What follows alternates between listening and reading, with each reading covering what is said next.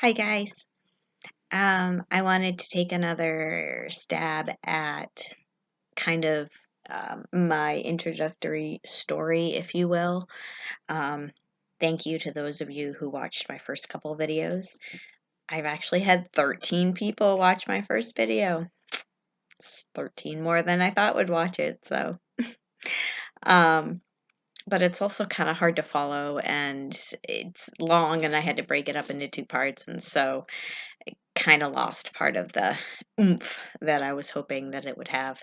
Um, so here I am again, and I'm going to just explain my brain tumor and my vision in as concise a way as I can. So, when I was 13 years old, I woke up one morning and my eyesight was completely different. I've recently learned it's something called visual snow. So if you can imagine um, having all these snowflakes, but for me they're much smaller than snowflakes. It's more like TV static. That's kind of the best way to describe it throughout your vision.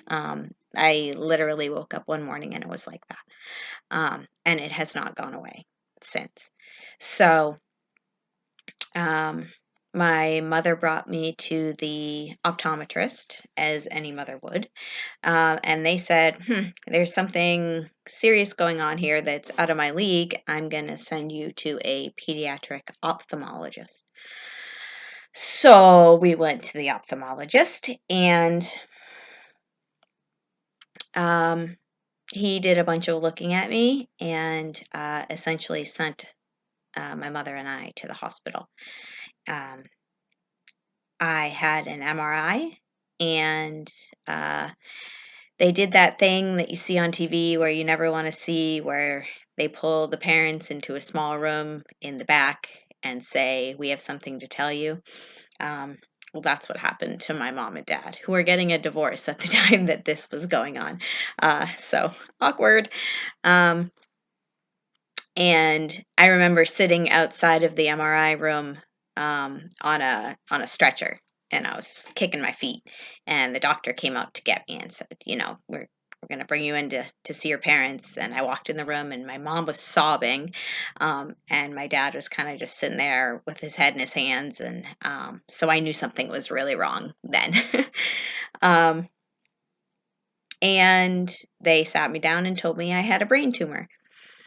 Uh, and mind you, I was 13. So it was kind of like, okay, well, can we fix this, or um, is it is it not fixable? That was kind of my immediate thought, as best I can remember. It was a long time ago.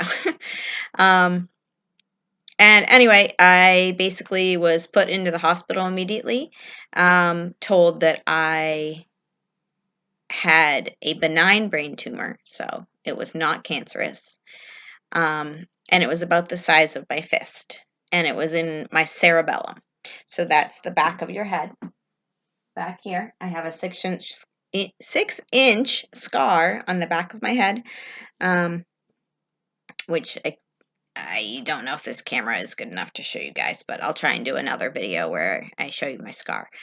And at the first point I was in the hospital, I had to wait for the only pediatric neurosurgeon in the state of Maine to return from vacation. um, my mom wouldn't let anybody else do the surgery. We met a couple other neurosurgeons, and she was not impressed, and so she wanted to wait for Dr. Wilson. And I remember they did a small surgery and essentially put a catheter in the back of my head, and I had this IV pole, and I basically had this giant drainage bag hanging next to my bed on this IV pole with cerebrospinal fluid. So all the fluid in my head from the tumor pushing it all this fluid that's supposed to be from your spine to your brain and keep everything lubricated and happy. Well, mine was getting pushed all over the place. My face was like 3 times the size that it should be. My earlobes were wicked thick. I would never get my ears pierced because my earlobes were so thick. We had no idea it was because I had a tumor. But so I had this bag with this brain fluid draining into it, like a catheter you would have for urine. Well, mine was for cerebrospinal fluid. So that was kind of weird, but whatever. It didn't hurt or anything. And when Dr. Wilson got back from vacation, he came, checked me out, did all that, and I had surgery for the first time. And my first surgery was, I believe it was 14 hours long. My tumor was so large that it was basically like 2 pieces of Play-Doh. One's my brain, one's the tumor. And the tumor was so big and had grown into my brain so much that it was mushed in with my brain. And also at the base of your skull, where your cerebellum is, your brain stem is also there. And the tumor was attached to my brain stem. So if they had messed with that at all, it would have killed me. So they took out 80% of the tumor the first time because that's all they could. That's all they could get out, literally, without either taking out part of my brain or injuring my brain stem, which would have been fatal. And they put in a shunt, and a shunt is like a little drainage pump, if you will. And you can actually see my shunt. I've got this tube right here in my neck, and it goes down my chest and drains into my stomach. So all that fluid I was talking about goes from my skull. The pump is up here in my head. I don't know if you can see this lump. Probably not. Maybe right below my fingers. This pump goes down, goes behind my ear, and the tube drains the cerebrospinal fluid into my stomach. So it doesn't collect. I don't believe it's still working at this point, but that's another whole story. So that was my first surgery. And my second surgery, the first one was in 1999, and the second one was in 2001. And because they could only remove 80% of the tumor, I had MRIs about every 3 or 4 months for them to monitor the 20% of the tumor that was left. And they said that there were 3 things that could happen. One, it just stayed there and never did anything, and it was never going to be a problem again. 2, it actually ended up shrinking and going away. Or 3, it could reestablish the blood supply and start to grow again, which would obviously be bad. And as you may be able to guess, it did the third option and began to grow again.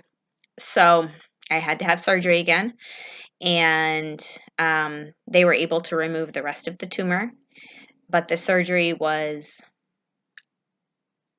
really, really hard on me. The first one,